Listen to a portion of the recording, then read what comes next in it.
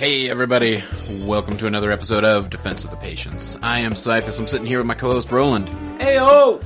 And I'm a little late, that's why Easy's not here unfortunately. Because I went and saw Star Wars again. He fell asleep. Well, I messaged him on Skype, I'm like, hey, are you ready to go?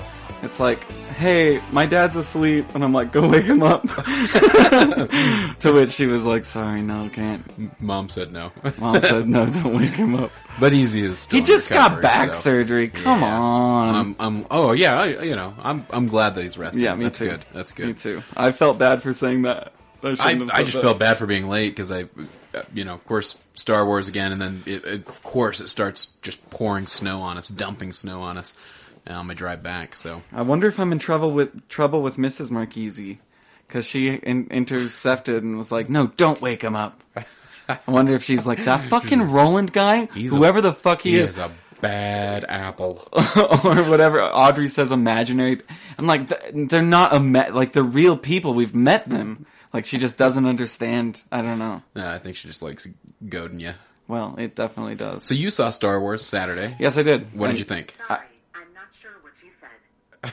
What? Yeah, sorry, I'm not sure what you said. Siri was reading my mind. What did you think about Star Wars? What I thought about Star Wars. Okay, I recently watched 4, 5, and 6. Okay. Okay, cool. So I didn't forget about the humor that was in 4, 5, and 6. Yeah.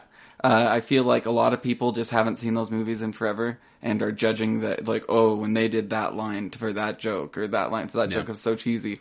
Go back and watch the old Star Wars, okay? Yeah. There's some cheesy jokes made. In fact, what I was telling people and I'm not talking 1, 2, and 3, I'm talking 4, 5, and 6. Yeah, I am with you. What I was telling people is I felt like they modernized the humor somewhat. Because there at the very beginning of that movie. They had to modernize, though. Oh, you know what I mean? Or else it just would have been like, like from the 70s. Like, it had to have, like, something that would make my both times, like, erupt in laughter. Because it was the funniest thing they'd ever heard. And some of those people, you're like, ugh, I hate you. And you know what I mean? Because they just think it's way too funny. Yeah. Where it's just like, the guy that's like, oh, my least favorite audience member is the one who explains why the joke is funny.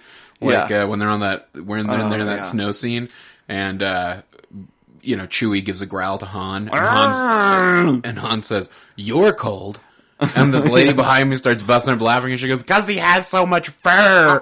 Oh, I was God. like, yeah, we get it. I want to, like, stop the film, freeze time, and be like, IQ test time, okay? Like, we're gonna see where you stand and what you need to improve on, that's okay? the point of comedy. Yeah, like, come on. Yeah, I know exactly what you're talking about. I had a bunch of teenagers. Wow.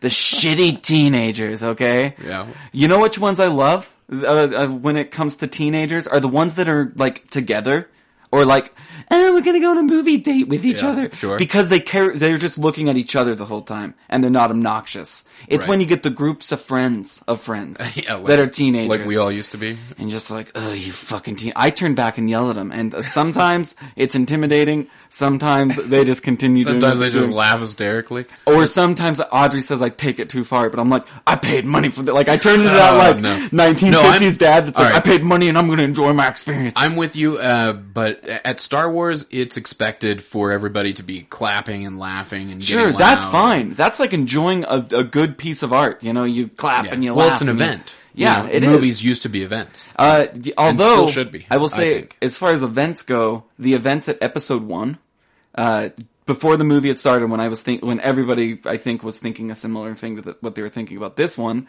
I don't know, that episode 1 would be great. You know, oh my god, it's George Lucas, he's gonna do great, it's episode 1.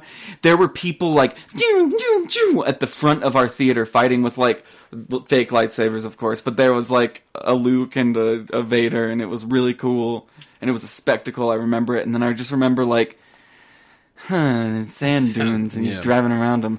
Double lightsaber! Wait, double lightsaber! Cool, double lightsaber! And it was like, oh, okay, yeah.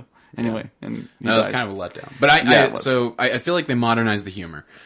Because that line at the very beginning when they throw like Poe down, the pilot, in front of Kylo Ren, and he's like, do you talk first? Do I talk first? Yeah. That's a line I can hear like Malcolm Reynolds saying in Firefly. Like, I mean, it had that kind of vibe to it. And that was You've one of the seen things. It twice now. I've seen it like once in 5 minutes. You know what point I woke up? was when the planet was splitting apart. Okay. Oh yeah. The planet Death Star. Yeah. Sir, we have new plans for a Death Star. It's a planet, but it's a bigger Death Star. Look at the size comparison. It's fucking huge. Yeah. It draws a whole sun of energy. We talked about that. Like, did you? Link. Oh yeah. my god. Yeah, it was one of the. It was like, it's 7 times larger now with 4 more guns. Look how big it is. And the way that they killed it was like almost the same as the way the old Death Star was killed. Okay. A daring act to kill the Death Star. So that you know what I mean? So here's we lost Han because of it. Yeah. Well, you lost Han because Harrison Ford said, "I'm not doing any more than one Star Wars movie." That's why you lost Han. And that's why we lost Han. Yeah. Okay? So here's, after going back the second time, succinctly, this is what I think that movie was. Okay. It's a massive parallel, and I noticed 30 more parallels with A New Hope on this viewing. Mm-hmm. It starts with the secret plans, go into a droid, on a desert planet, finds a scavenger, Lots more of or less, desert again. on the desert Lots planet. of desert again, yeah. Winds up on the Millennium Falcon, is more or less saved by Han Solo, is taken to Leia Organa, escaping from an Imperial facility, this time a First Order facility. It's all there. The Death Star trench even gets like a little bit of an homage whenever they're flying down that trench to get inside of whatever it is they're shooting at. It was pretty epic. Yeah. But they're all things just ripped from episode 1 or from episode 4, from which A New was Hope. the smartest thing J.J. Abrams could have done to please the bigger audience. But no, I don't think he did that to please the audience. I think it was very symbolic, because we see all of that led by a new, younger cast of characters. And at the very end, there's that scene where she like scales this massive mountaintop. It was a difficult thing for her to get to Luke Skywalker. It was painful to do. Similar to Luke Skywalker and... Well, no, I think that last scene of her, like, the look on her face as she's just reaching out, grasping, she's pointing that lightsaber at Luke Skywalker. I think that's kind of like submission. I think that's J.J. Abrams saying, this is the younger generation pleading with Luke Skywalker, come with us. Have adventures with us. Yeah. It's, let us be the generation that carries this on. I think that it was all just a big torch passing thing. Yeah. But at the same time, a plead to come back. True. And that was very poignant. Anyway, that's my take on it all. Sorry if I spoiled a little bit of it there. It's been spoiled. Sorry. You'll still love it. I promise. It's so badass. So I have a question for you. Okay. The planet's splitting. They're saving the world. Oh, he's gonna get saved. He's not dead. The big long hug. Movie's about to end. What's the first comment that comes out of your mouth? The second time. What's the first thing you say? Like, wow, that was like, what's your first thing? Oh no, I started like having the realizations I was discussing with you kind of at the time, and I was definitely having a very different, like I was having an almost like spiritual Star Wars experience on my second run through. So as dumb as that sounds, like it was a big thing for me as a kid. Like it reignited something in me viewing that particular film. My mother-in-law's first comment, I'm sitting, to the left is my mother-in-law, to the right is Audrey. And she likes to sit on the aisle, which is why the seating combination is this. Audrey's on the aisle, I'm to the left of the aisle, and, my mother-in-law is to the left of me. Her first comment upon that epic, awesome, and it was my first time that I was just like, eyes wide open, like, don't end! Every Game of Thrones episode, don't end! It's not over! It's not over! It's not over! There's still like a half an hour left. And she turns over to me and she says, that Leia, she does a bad denture job. Oh my god. And I'm like, my soul just like shrinked a little bit and was just like, and I wanted to be like, that was like perfectly, it was campy. It was like 4, 5, and 6. It was funny. A bad denture job. A bad denture job. Oh. That was apparently on her mind, this beautiful movie is happening, and that denture job, every time you see Leia Organa.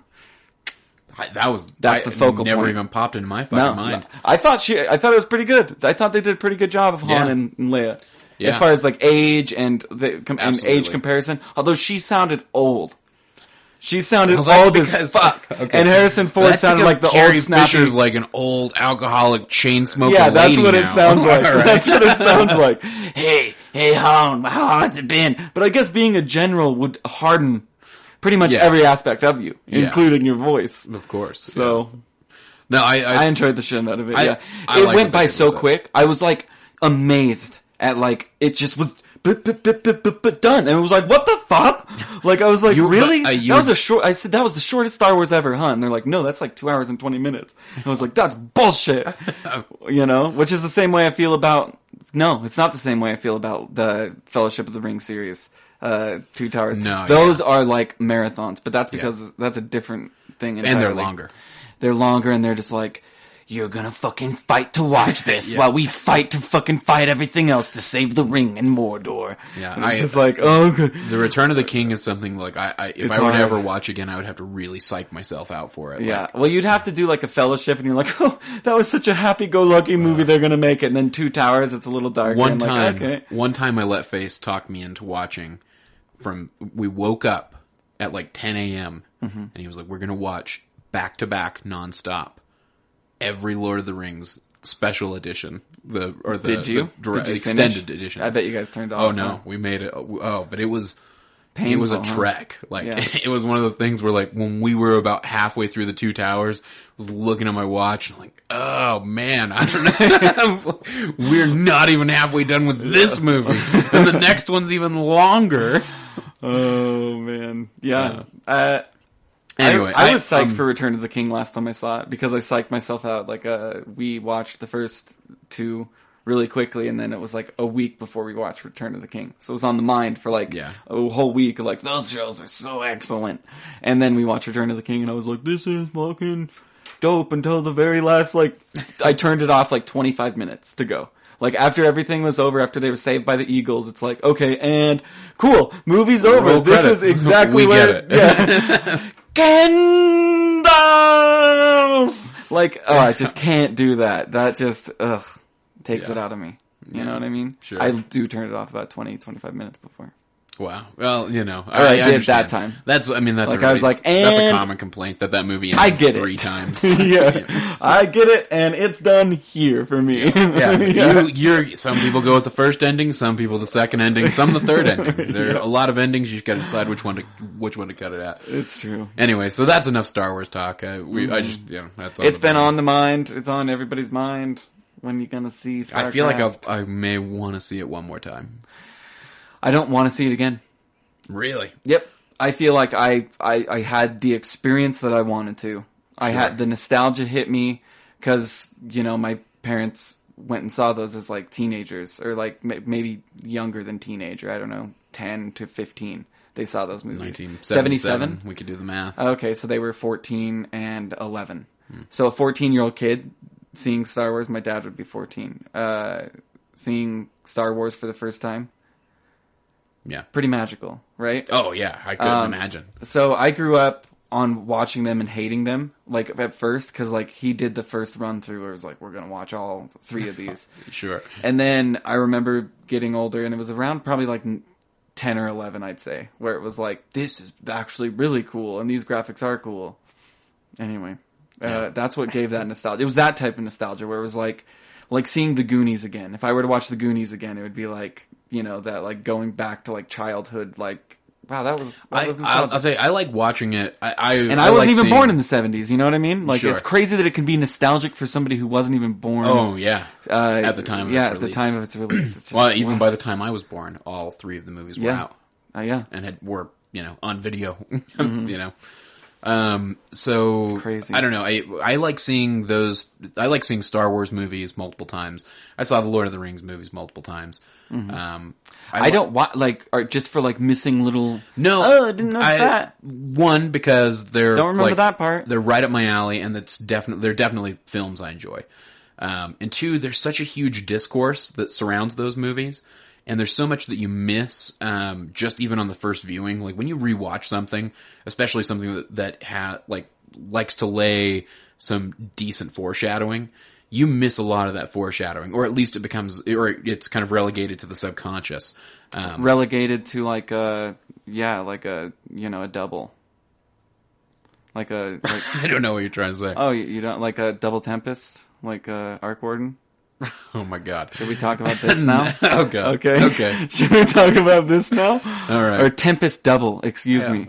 So let's move into Dota 2. Okay. It is enough. It's enough of that.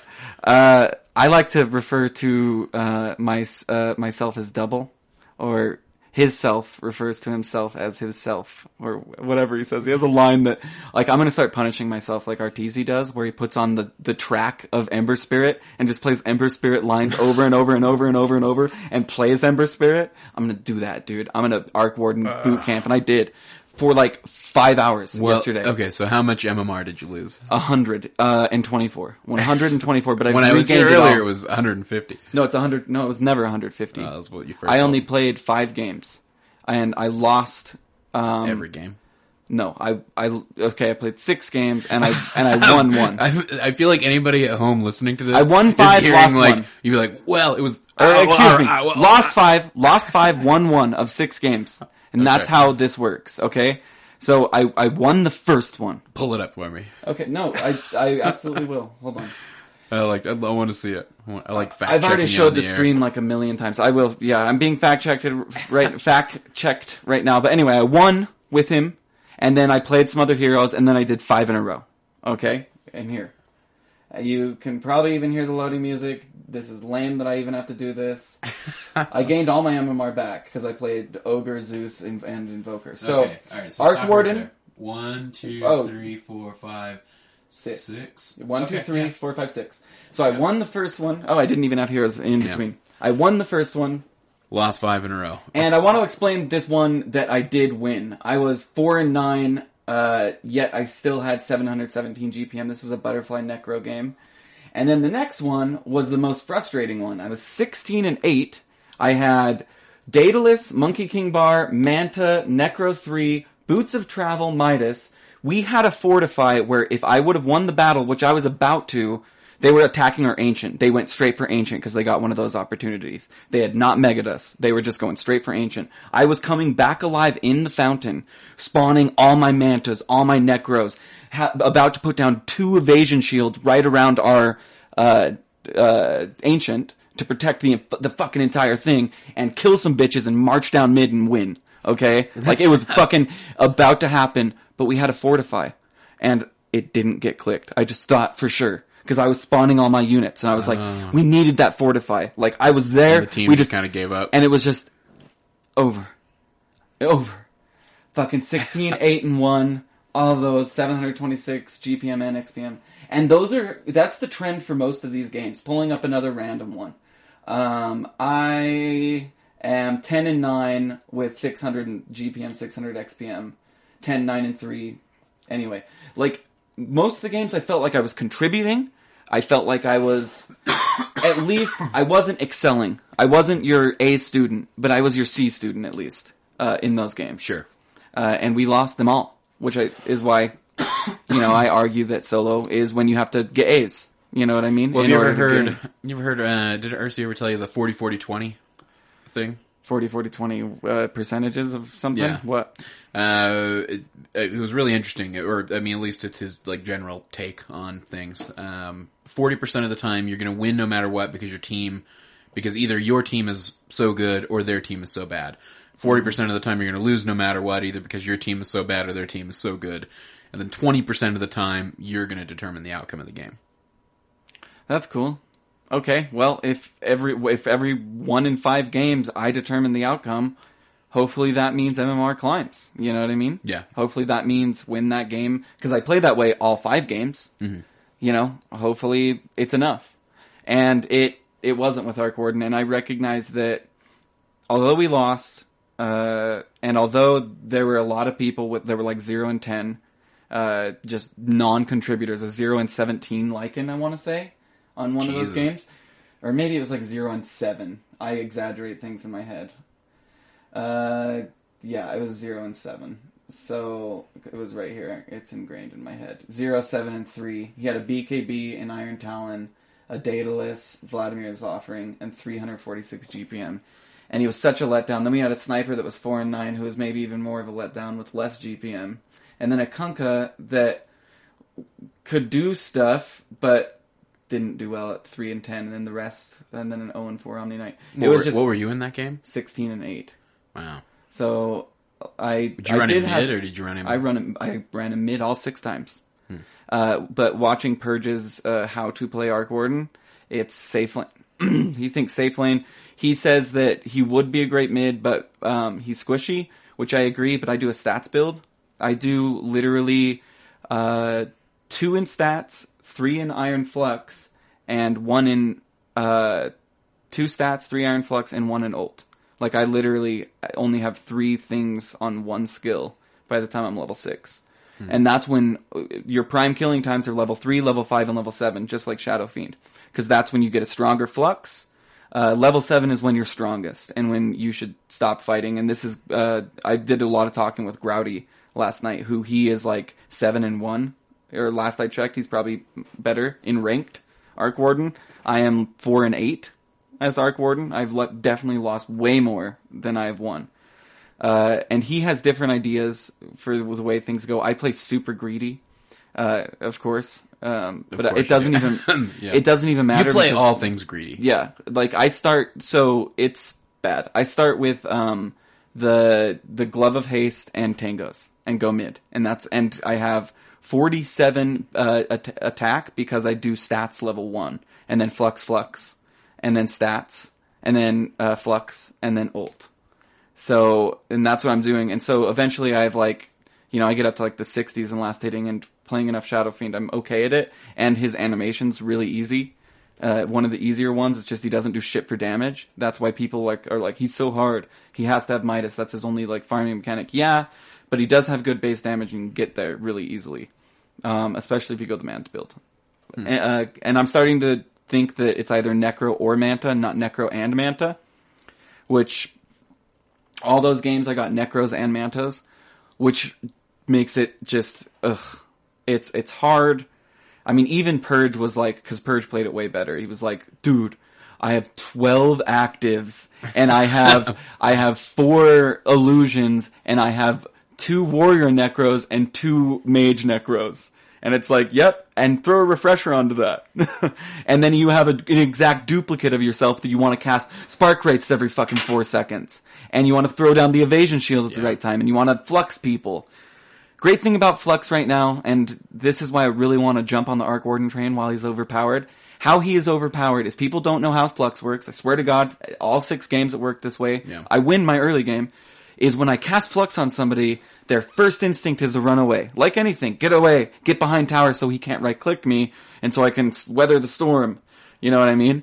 But I always Flux them when they're standing right next to creeps. And if they literally just didn't move, it mutes it. Because any ally, including creeps, it just mutes it. And they don't. And so at level 6, I have double Flux, and it's level 3, so it's somewhere around 600 damage, 650 damage. That I can do to somebody immediately while double right-clicking them and throwing Spark Wraiths everywhere. So level 6 it's like being Lina at level 6, but harder to do. It's not just one button, it's multiple buttons, but. Right. Love the dude. I've gotten as quick as a 5-minute Midas. My problem is, I think he's like Tinker and a few other really hard heroes because there's so many actives. Storm Spirit, you might argue that because he has a lot of actives, or a hero that I play that has more actives than others. He's like Tinker where I can play good for the first 15 minutes. I can get last hits, I can not die, I can use my laser and my rockets and my marching machines. But once you start adding Dagon and E-Blade and Sheep Stick onto it, because it's easy to farm with him, I become a terrible Tinker. I become a Tinker that blinks in and just dies.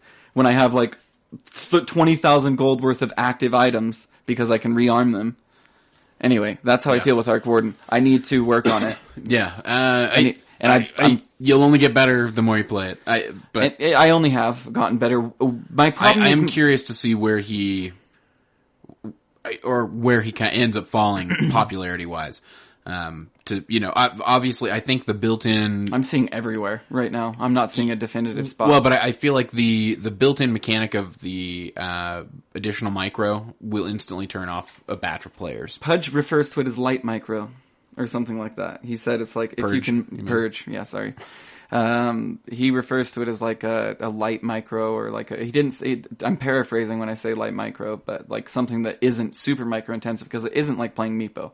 It's like, make sure you cast your spells on 2 things instead of 1. Like, how easy is it to cast all your spells on 1 hero? Pretty damn easy, right? Just double that. You know, pretty damn easy twice. You know what I mean? Look at it that way. Twice. And then make sure that you're mana burning with your 4 necro units, and you're putting the warriors on the melee heroes that don't understand those either. That's another advantage I have. Necro has really come into popularity. Necro book was something I didn't see for the longest time, never built for the longest time, honestly. And I played a bunch of heroes that would require Necro, Lycan being one. But now, people don't know that when you kill the warrior, it fucks you up. And so there was this Invoker I was chasing, and I ran the Necro 2. It was a Necro 2 warrior, just down the tower, and it was taking a bunch of damage. And then I just stopped it right before a tower, like I was worried it was going to die to the tower. And the anti-mage, or whoever it was, some carry, goes, that's a free 150 gold, turns back, and dies when he kills it. And it was just like, it was one of those moments where everyone's like, laugh out loud, you know, whatever. Kind of like a Techie's explosion, but more ridiculous. But that happens all the time. Or people with cleave. It's great to throw 2 Necro 3s. That's 1600 pure damage. Yeah. If they cleave it down. Like Tinies. Tinies will come into me and I'll just flux, and they'll like avalanche and throw shit up and do all that. And yeah, maybe I die, but so does that motherfucker, because he like killed my warriors and he died to flux. Anyway, people don't understand it, or they don't actively pay attention to it. I'm not sure which. 'Cause like, we know a bunch of things that we don't always do in Dota. You know what sure.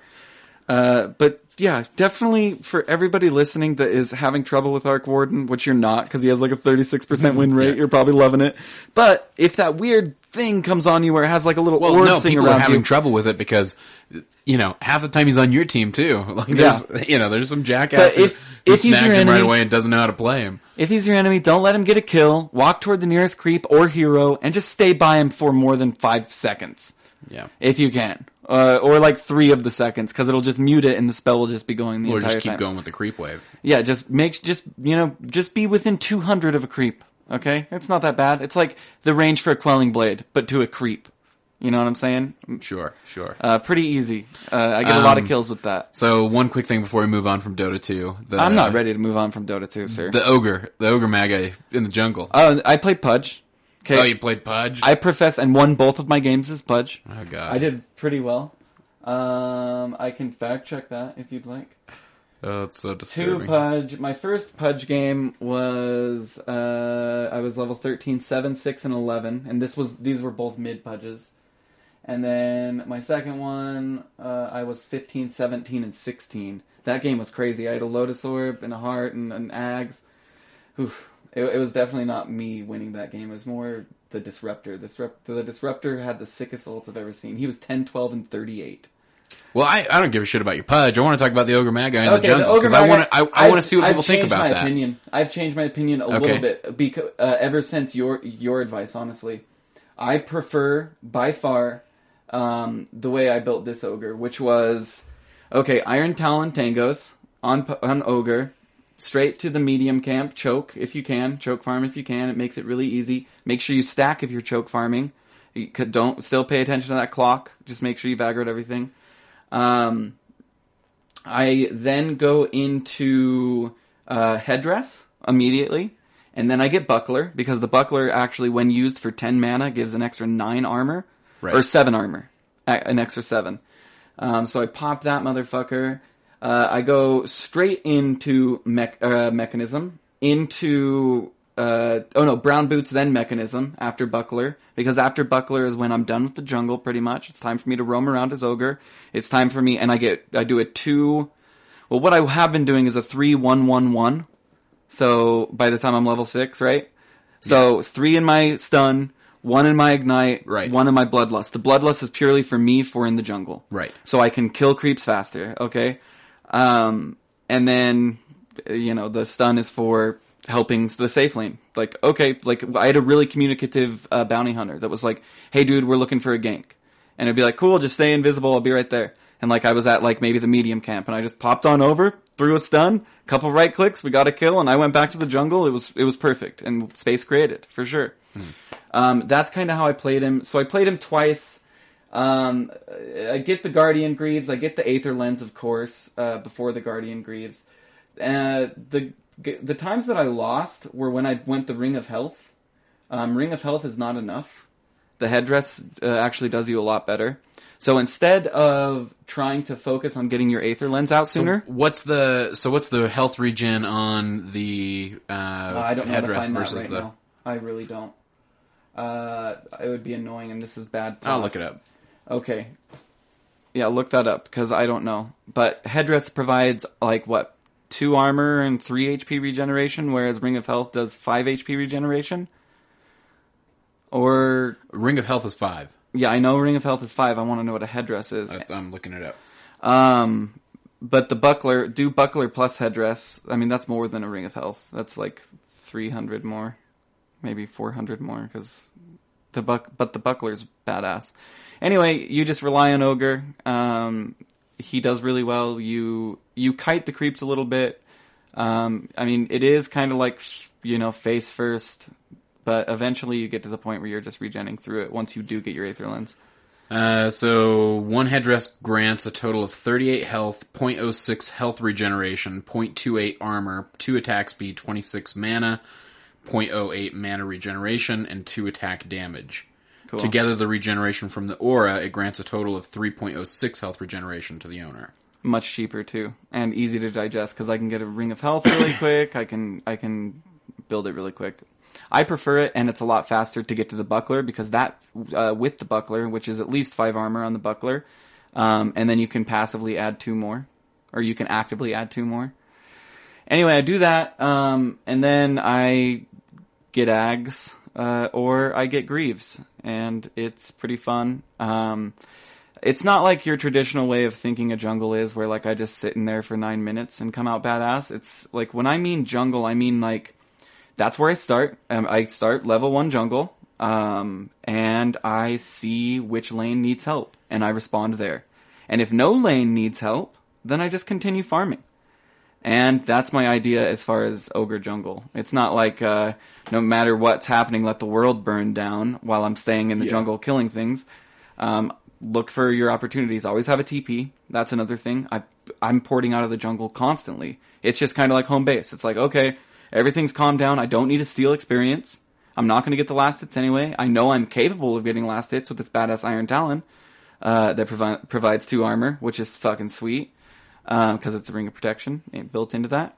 Anyway, it's really fun, and it was 50% successful. I won 2, lost 2, and I think it has to do with that 40-40-20 rule with Ursi. There you That's what I'll blame it on. And then I moved into Invoker, where I kicked ass. It was really, really, really fun. 14, 9, and 10 with 687 GPM and 611 XPM. Really killed it. Did a lot of cool Tornado, Sunstrike, Tornado, Meteor, Force Blast. Was getting good at that. And I was just repeating to myself, I was okay, so WWQ, okay, and then QWE, and then EEW, and then I have EEW set. So all I have to do is press F and then R again, and I have 3 spells. I can do RDFR and cast 3 spells. If I have my orb set up right for the next spell. Anyway, I'm geeking out on Invoker. Man. He's super complex. Yeah. As far as just remembering spells. Shit. Remember how things work. I always remember WWE, because that's alacrity, and that makes you stronger. You know what I mean? Oh my god. WWE. Jesus. QQW. You get away. It's Ghost Walk. You know what I mean? I have all sorts of these, dude. Oh no. EEQ. I didn't want the look inside your mind. I didn't. EEQ. Give me 2. That's 2 Forge Spirits if you have 4041. Yeah, dude. These are things that remind me when I forget. But I'm getting pretty fluid with my life. Somewhere Ursi's lubing up right now. I think the EEQ give me 2 It's pretty cool if you're doing a 4041. It's not even, you shouldn't even include the 1 anymore because it's fucking provided. I got an Ags, I was badass, my Exort was maxed, I got Sunstrike kills. Got a really cool one on Huskar that I was like, oh no way, he's gonna live through this. But I noticed that 35% difference when I blasted him with a Sunstrike and killed him. And he was like, I'd say, 2/3, maybe a quarter, in between a quarter and 2/3, okay? And I threw a Sunstrike down. He was in between a quarter and 2/3, a quarter and a third, I mean. A quarter and a third, okay. Yeah, sorry. Like 2/3 missing, yeah, I know, or 3/4 missing. I know, okay. I know. Yeah. Well, you're like, wait one second. 3/4 no. isn't missing, you nub. It's 66.6%. I was giving it the range of 2/3 to 3/4 missing. Anyway. It was one of the alternatives that made sense. I killed him, and it felt great, and it was one of those, like, nice Sunstrike, and it was like, thanks. Like, it totally boosts you. I don't want you getting any Invoker boosting. No, I think Invoker's I think Invoker's accessible. I think you can very easily just, like, if you want to, you can play Invoker with just Q and E, and you only have 4 spells. It's easy. Only 4. Okay, you don't have to worry about anything else. It's really fun. You can do a lot of cool things. All right, I'm ready. All I'm doing in Dota right now is spamming Bristle. That's pretty much That's it. lame. All you're doing, literally, you should sell your keyboard and get your money back because the salvage yard would take everything but the W button for you, dude. Yeah. Oh, Q now. Q Yeah, works. You do press Q now, yeah. okay, because the Ags makes it so that everything gets goo. He just, like, man. literally vomits, like, in a panoramic way, dude. Just He's been so much fun to play. I played about 15 to 20. I'm going to pull up my statistics on Bristleback, and then I'm going to pull up yours, if it lets me. I wonder if it does. Bristleback, I have a 67.5% win rate with. I'm 27-13. Fuck that hero. I'm never going to play him again if I don't have to. Unless it's like a tournament setting. I think he's boring. Really? I think he's fun. It's simple. I think his concept's it is simple, but it's funny. It's funny for the same reason that you love throwing the Necro units at somebody. Like, I can't tell you how many times, like, because everybody's like, oh, don't be out that far with Bristle, and it's like, fuck off. And I'll be at a jungle camp after a couple of tier 1s have fallen down that I probably shouldn't be at. And I'll see the enemy team, I'll see 2 or 3 of them move into our jungle to try to invade as a group. Mm-hmm. And they'll start chasing me down, and they're always hitting me in the back, they're always getting quill stacks, and they continue chasing right into my team every time because they don't understand. They really don't understand how to take care of Bristle. If that's the type of fun you want to have, then play techies. Because no one, still people are dumb as fuck when it comes to techies. Oh, I'm sure even more so now with the map changes. No, it's definitely an indirect buff for techies. Yeah, more byways, plus techies not having a maximum on landmines, even though they're 1/2. It doesn't matter, they're 1/2 the mana cost too. Just stay there a little bit longer, make sure you're positioned correctly. I think techies is totally on the horizon for this morning. I just sounded like a weatherman. Back to you, Denny. Okay, I want to move on from Dota 2 though, because I want to ask you about Elite Dangerous. Mm-hmm. And I want to know if you're ever going to come back to it. Probably not.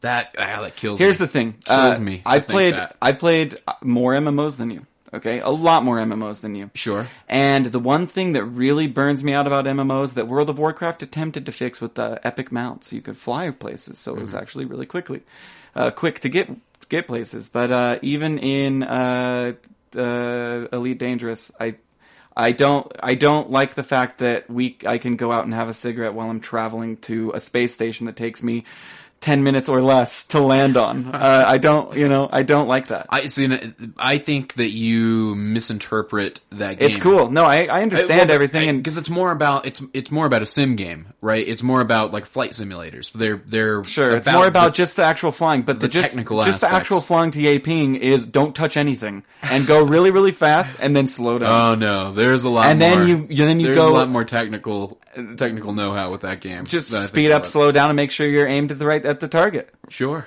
But then you land, and that's where the prowess comes in. That's where the freedom comes in. That's where, and I did have some very epic moments. And the combat. I'm not knocking on the game at all. I think it's a great game. It's just not for me. And Exley wrote, I didn't think you guys would like this game. And I guess he was just referring to me because I don't. I think it's beautiful what they've done. Oh yeah, it definitely is gorgeous. I appreciate everything that they've done and that they've done distance for distance on mapping things. And I think if it's been going since the 80s, I may play this game in a year. I may play this game once Oculus comes out. I may play this game, in 5 years, and I'm sure it'll wow me again. I think you just didn't get quite deep enough into it. I think it was job for job. It was go get this, go kill this. But it's only that way to a point, because then you are free. Well, you're free to design a ship, purchase a ship, but you have to do jobs ship. to get that. Yeah, you do. But like, money's not. It really the further I get into it, money's not going to be that tough to get a hold of. Yeah, but you have to do a mission to get it. It's like, okay, I want these guns because I'm going to go fight this thing. It's like, I don't, I needed to go. But you can customize missions. Any ship to do whatever you want. Like my intent is to do enough smuggling runs to get a ship to where I can go out and explore like the unknown areas. But what are you going to find out there? Empty planets, space. Okay, and it's a moment. What it is it's seeking a moment. Absolutely. I like games that I'm in it the whole time. I'm not just on my way. You are there. in it the entire time. I mean, you're flying through space the rest of the time. But instead of that, if you want to, say you want to get involved in the politics, go on and look at the various factions that are alive and well right now. Even find a loser, find an underdog, find somebody on the verge of success, and go join them, and go fight for that side. Build up that regime. Watch it slowly encroach on the territory of others. Is like 200 hours of gameplay. Oh, sure. But I mean, if I look at you, Mr. This 2000, game, no, but this game makes me think. Dota, this game makes me think at least. At least I'm thinking critically. Like, I do think very critically about builds and what can work together and what can't work together. I like it, but I love the interactions. I'm going to do a Dota Busters show. I just started writing for it, nice. Following Mythbusters. What I'm going to do is the thing is it's not super renewable, so I think I might only make one, and it'll be called Dota Busters. Steal my idea if you beat me to it. But I'm going to take a bunch of misconceptions with a bunch of different items and a bunch of different heroes and weird interactions that I've seen and show them, and I started writing them down and they came like quickly. Sure. Like, I don't know, it was a blast. So I'm going to put together actual clips. I have 2 computers that can run Dota, so I can pretty much. No, I get what you're saying, but like I still. I love the interaction. I love the strategy. I think there's the game. I really do. I think there's an element of strategy that can't like. I think Elite Dangerous is an open enough game that if you wanted to start like looking on like an overhead strategy level, you could. If you wanted to start, it's completely non-linear, but I need something to shove me down the slide. You know what I mean? Sure. That's what I need. Like, and I used to. I didn't. I mean, I could jump into a thing and follow the quest lines, and whatnot. There is no quest line. I mean, basically, it's get money, get a better ship, get more money, get an even better ship. That's the idea, right? Yeah. To get the best ship in the world. I think that's a very like base way of looking at it, but I don't think that's by any means like encompassing of what is while you're doing within it, that game. While you're doing it, it's really cool, but you want to be in the best ship while you're doing the really cool things. See, and I'm not even worried about an upgrade on the ship. Like, truth you be just told. spent $392,000 on an upgrade. No, I'm saying, but like I'm not like looking to spend $56 million. As cool as it would be. Okay, if $56 million came as easy to you as $392, it's arbitrary. Then you would spend it on that. No, because I don't have the desire to fly around in the equivalent of a Star Destroyer. No, the jobs will start paying more. You know what I mean? For sure. And it's going to scale like any MMO it's does. A bigger ship. Like, I don't want to deal with docking a bigger ship. It's just, it's space travel, and it's beautifully done, and you can fly anywhere that you see, and it's beautiful. But it's just like Skyrim, like, hey, see that mountain? If I wanted to sit here and press W for 45 minutes, I could walk to the very top of that thing. And it's like, that is really impressive. Do you want to do it? No. I believe you. I believe you. Sure. I believe that you can get to that planet. Well, no, but I mean, so the other element that I think you missed is there is still that dogfight thing. Like, I experienced a little bit of it. I picked up my, so the last thing I had one of the turrets. most recent things I did is I picked up an interdictor for my ship. Mm-hmm. And I've started taking missions where I'm supposed to like pull various targets, right? Or where, not even that I'm supposed to pull them, but I'm supposed to go find them. And as you know from playing with me, that get something or kill them, right? Or talk to them? Yeah, to kill them. Okay. I mean, to get information, kill them, or steal something. Yeah. So to track somebody down is painful, and to find like where they drop out of that frame shift drive to drop down into local speed to start actually dogfighting is really tough. So I picked up the interdictor, so I don't have to worry about that anymore. How does it work? You get it's super fucking easy. Okay, how does it work? You've got to be perfectly behind somebody while you're going in frame shift drive. And then you've just got to put it to an active fire group, but it doesn't have, your weapons don't have to be up because your hard points can't come out when you're in frame shift. Yeah. And then you left clicker, you just fire it off, it charges up, and it starts generating that field, but you're in the reverse and you're watching this person get pulled out of frame shift drive. So I kicked it in today, because I picked up a mission where some enemy corporation, they were worried that they were sending they were worried that the civilians, quote unquote, that they were sending into the system were actually scouts. So they wanted me to just clear them up. They wanted me to get rid of any civilian ships I saw fly in. Well, civilian ships include other players. And so I started pulling players and sidewinders in the starter ship. I just started pulling players and sidewinders out of it and just going into dogfight mode and taking them out to fulfill the mission. Wow. And I'm wanted in that. How do you know they're real? You can differentiate between players. They were commander, whatever, and that's the identification for another player. You can tell. I'm not saying it's a bad game, but dogfighting is fun. I'm not saying it's a bad game, but it's dogfighting in space is even more fun. And every complaint I've ever had about a flight simulator is pretty much covered in that game. Like, I don't have any complaints with the flight. As technical and beautiful. It would be cool with a joystick and an accelerator. Yeah.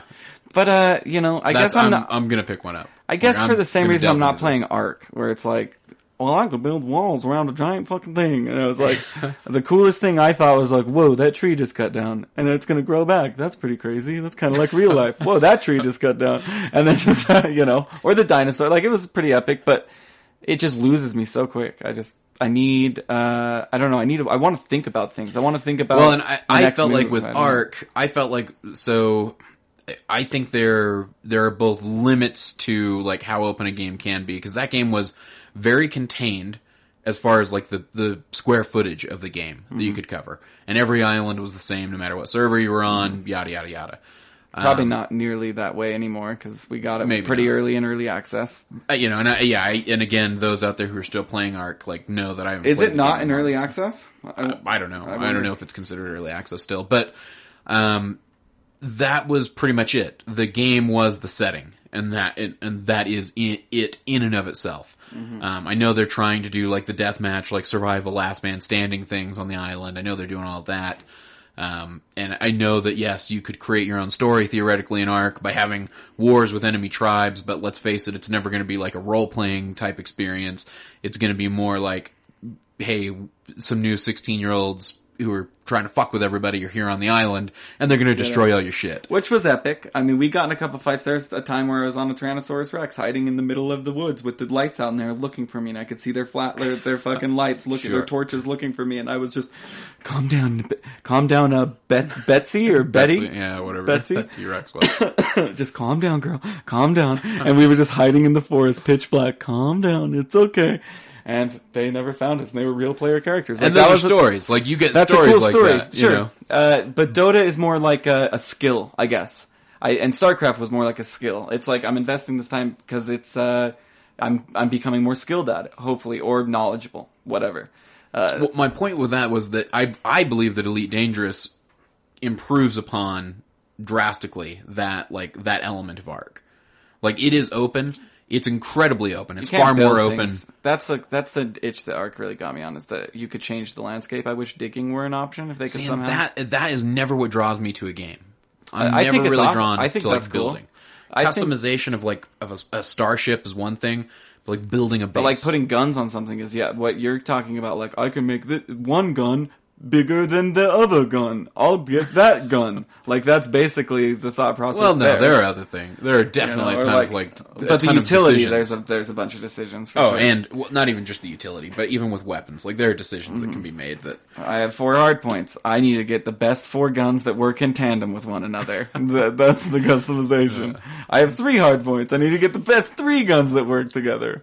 Sure. And so on. For however many hard points you have.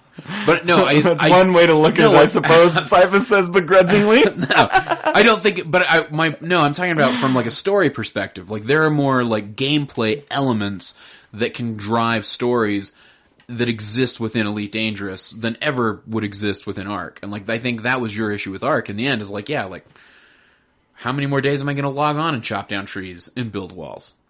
Well, the thing that was interesting about Arc for me would be like, had I never played Minecraft, I probably would have spent a lot of time with that. Or maybe not, maybe it would have just ruined that altogether, because when I hopped into Minecraft, it was me. Like, I was the one that was changing the landscape, and I thought it was amazing that I could, exploit a world like this. That I could literally, kind of build a wonder that you can see from space, if you will, you know what I mean? And it's my creation. And the clever little things that you can do, especially with the mechanics that work within the game with redstone, okay? Where you can create contraptions that work the exact same way that a circuit would. And you have to build them that way. I mean, somebody made a calculator. Somebody made a scientific calculator. Did you see the FaceTime? I did not see the FaceTime, but I mean, that requires them building the actual circuitry. Yeah. Out of, and it's pretty amazing that can happen. I saw a search engine. Google was built into Minecraft, and you could search. And it was really intuitive the way it worked. I've seen some calculators that have blown my mind for sure, because calculating like the sine of that would never work. The sine of like 0.9, 94344467743 would be like impossible. You know what I mean to do in your head. But anyway, or some musical things I saw with that people built. It was amazing, and it was definitely really cool to experience firsthand. And I put probably like 50 hours into Minecraft. I was like, I'm going to build a cool castle.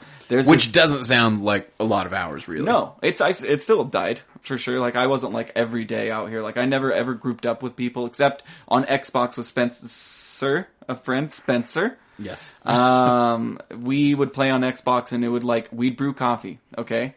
We'd pour each of ourselves a cup of coffee. We'd sit down and we'd play Minecraft. And by the time I take my first sip, it was just freezing cold. The coffee. And that's when I was like, time dilation fucking exists inside the brain, I guess. Even in my own reality, no matter what I'm interfacing with. You know what I mean? Because we would just be like, okay, here's our goal. We're going to go 36 blocks up. And I'm like, all right, Roger, 36 blocks up. And he's like, okay, we're going to build a circle with radius 12, height 14. It's like, got it. And it's like, all right, we're going to light it. We need more light in this area. We're going to put torches all around it and create a little sun, if you will. It's like, all right, sounds good, Cap. And we just do it and just build and we just conquer a task. And, I'd be like, what would be really cool? Manipulating the water. Let's build a waterway through here. We're just going to dig it all the way through. We can travel by river to where there is more of this, or there is a skeleton spawner. And we can get experience that way. But eventually, it came to an end. You know what I mean? I'm not still doing it. Whereas Dota, I'm here still. Welcome. It's pretty much the same MMR.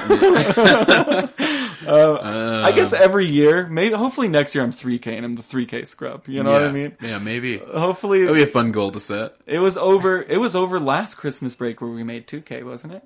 Was it?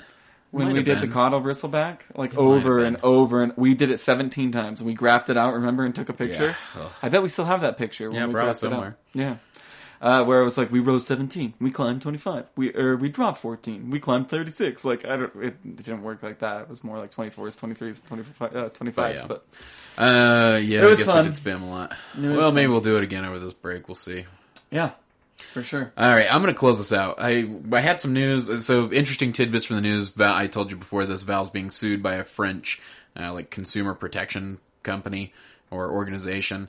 Apparently, it's illegal in France to not be able to resell an item. And, of course, if you buy something digitally through Steam, you don't have the ability to pass that key along to somebody else and let them use it because your digital rights are tied to your Steam account.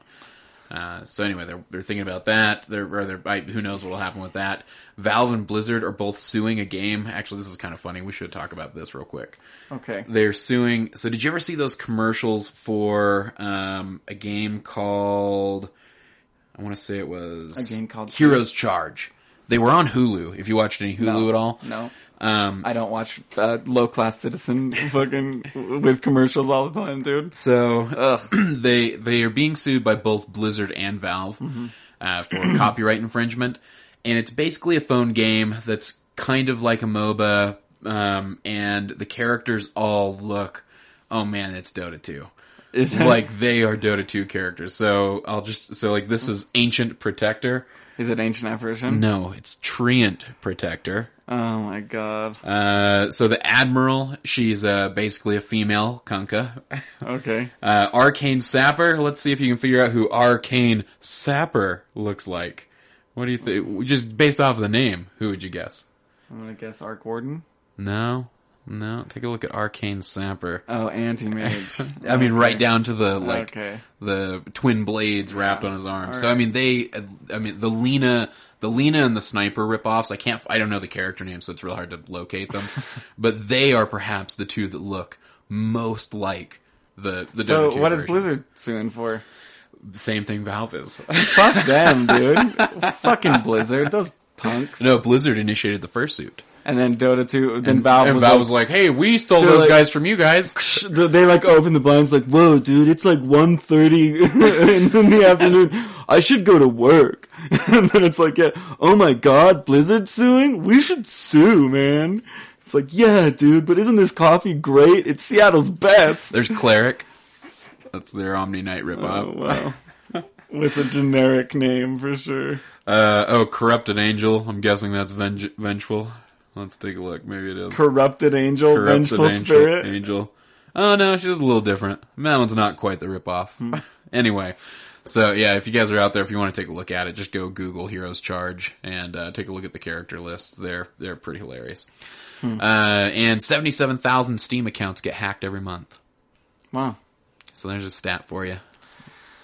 That's all I got. Good thing my password is my birthday. That's right.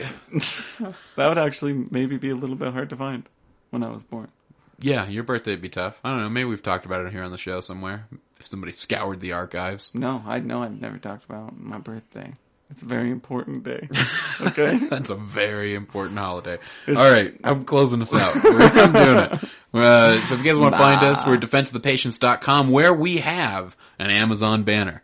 Roland's been doing a ton of work on the site. A lot of stuff. About an hour. About an hour. Okay. I'm playing it up. All right.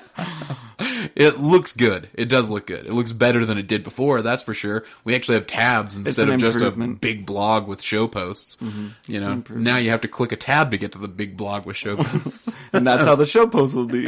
And the blogs will be that way once we get more blog posts or article posts or opinions. Articles up on the site. Show rosters, we got to add a couple, I think, to that as well. Yeah, and team rosters, because you and I'll probably do an AD2L team. I'm going to do about the team page as well. And give or if they want to write their own paragraph, or I'll write it for them. You should hit them up and have them do that. That'd be awesome. Of who they think they are in DotP. That would be cool. Yeah. Or what they do for DotP, or why they're in DotP, or why they like DotP, or who they are. Or is it even fucking worth it? We all have them at gunpoint, so they'll write nice things, you know? That's right. Yeah, that's right, bitch. You like .p. Yeah, and they're like, I do, I'm pretty sure I do. But if you guys actually do like .p without a gun to your head, go and check out the Amazon banner. Okay, I've got a question for you. Okay. We started with Star Wars, I want to end with Star Wars. You know when Rhea was like, was to the Stormtrooper that's like, you will uncuff me. You know who that is? That Stormtrooper? Who? Daniel Craig. Oh, really? That Stormtrooper was Daniel Craig. That's crazy. And she's like, you will unhook me. Would the Force work through microphones, like if you listen to a podcast? Would that you want to know if you can Jedi mind trick people to use the Amazon banner? No, or just like, you will tell everyone you know about .p and they will like it. This is the podcast you're looking for. Yeah. You will tell everyone you know about Defense of the Patients. You will have your friends listen to Defense of the Patients. I don't think it were. I feel like I will have to tell my friends about Defense of the Patients. I think it's got to be live. Does it have to be live? It doesn't work through. No, you can't just like blast on the blaster like the Force. I think that would have been abused at some point by the Sith or somebody somewhere along the way. Just wondering. You will download Defense of the Patients. Or you have already downloaded Defense of the Patients. There we go. That's clever. See? But they did. I know, they did. That's why I'm using the Force. So use that Amazon banner. I'm using the Force now. Anyway. Yeah, use the Amazon banner. We've made a lot of money. That's Biggest lie in the world. We've made so much money. We're rich off it, so you should make us richer. We'll never do another podcast again. Joke's on you. Yeah. All right. We're also on Twitter at .p_show. That's DOTP_show. You can find us on Twitch, twitch.tv/.ptv, where I'm going to start streaming some Elite Dangerous at some point. Even though it's boring. Yeah, I'm sure. It's boring to watch. Oh, no, it's a beautiful thing to watch. You come in and you're like, oh, that's nice. I want to get some Dota. Like, I want to know some interactions. I want to see some execution. I want to see some actual shit happen. Okay? Instead of the peaceful space. Like, we had that day where, we played for a very long time, or that night, I guess. And it was like, okay, yeah, that's pretty cool. And if I could have refunded the game, I would have. Oh, that's terrible. Just because I shouldn't have a copy. I shouldn't be burdened with that copy. I'm not going to play it again. Yeah. I don't think I'm going to play it again. I'm sure. And that's just me. I'm just not. I bet if you emailed Valve, they'd take it back from you. No, I'm not going to do that. It's a good game. What if I want to play it again? I would hope you need a joystick and Oculus, and I bet it may be the fucking Escape. Yeah, I don't even think you need Oculus. I think it's beautiful. It would be amazing with Oculus. But yeah, I'm going to get a joystick. They're called HOTAS joysticks. Hands on throttle and stick. Hands, like HOTS? HOTAS. HOTAS. And stick. And stick. We're also on iTunes. Just search Defense of the Patients and your other favorite podcast apps, Stitcher. And I did some Google search the other day, and we popped up on Stitcher, which was kind of cool. It was for 6.8, something with 6.86. What is Stitcher? Stitcher's a podcast, like, aggregate. They pull podcasts from RSS feeds, which is what we have our podcast being broadcast on. An RSS feed. Sir, launch the RSS feed. Preparing operation. Boop, boop, boop, boop. All right. I don't even know where we're at in the plugs. YouTube.com/.ptv1. Email us at defense. Look, just go to defenseofthepatients.com and you can find pretty much everything. Yeah, it's all there, right? I'm going to add I wonder if there's some way I can add the guild. Maybe a contact us with defenseofthepatients@gmail.com. There's a contact us. Under About Us, we have our email. Oh, yeah, and the Twitter and the Facebook. Everything's all in there. You're right. Yeah. There's a ton of stuff. The Twitter, Facebook, YouTube. Yeah. All that good stuff, folks. All right. There's lots of stuff. I'm closing. Let's do it. Are you good? Final thoughts? More Arc Warden? I thought we just started. You gonna have a good time with Arc Warden tonight? No, I do want to note that. So I'm gonna share with you my bottom 4 heroes, starting with my worst as far as win rate goes. All right. And that's Disruptor, but that's over 7 games, and that's 1 game won and 6 games lost. Then there's Elder Titan, where I played 5 games, where I've won 1 game and lost 4 games. Then there's Arc Warden, where I've played 10 games. I've won 2 and lost 8. Then there's Alchemist, that I've played 23 games, where I've won 5 and lost 18. Whoa! Oh my god! I played it, and I was horrible at Alchemist too, because it was just I could get the farm, couldn't execute. Yeah.